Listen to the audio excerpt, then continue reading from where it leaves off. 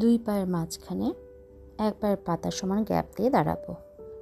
মেরুদণ্ড সোজা, ঘাড় সোজা, কপাল টান টান, মুখে হাসি, সমস্ত মনোযোগ শ্বাসের দিকে।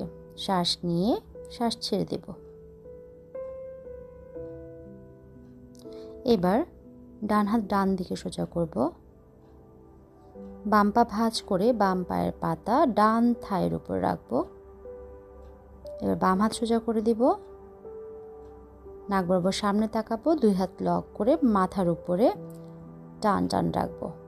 হোল্ড করছি 1 2 3 4 5।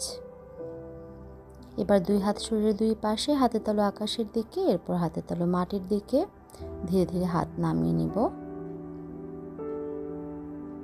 এবার বাম হাত বাম দিকে সোজা করব। ডান পা ভাঁজ করে ডান পায়ের পাতা বাম থায়ের উপর রাখবো।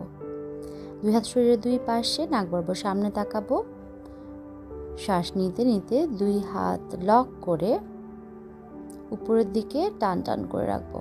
হোল্ড করছি 1 2 3 4 5। দুই হাত শরীরের দুই পাশে, ধীরে ধীরে নামিয়ে নিয়ে আসবো। আবার সোজা হয়ে দাঁড়াবো, মেরুদণ্ড সোজা, ঘাড় সোজা, কপাল টান টান। গভীরভাবে শ্বাস নিয়ে শ্বাস ছেড়ে দেব।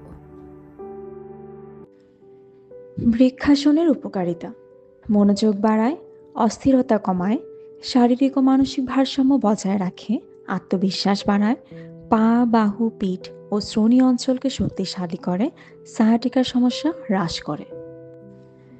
বৃক্ষাসনের সতর্কতা, সাবধানতা: উচ্চ রক্তচাপ থাকলে দুই হাত মাথার উপরে উঠানো যাবে না এবং পিছনে সাপোর্ট দিয়ে করতে হবে। হাঁটুতে আঘাত বা দীর্ঘস্থায়ী হাঁটুর সমস্যা থাকলে করা যাবে না। যাদের ভার্টিগো আছে তারা দেয়াল বা চেয়ার ব্যবহার করে করতে পারেন। মাইগ্রেন বা নিদ্রাহীনতার সমস্যা থাকলে আসনটি এড়িয়ে যেতে হবে।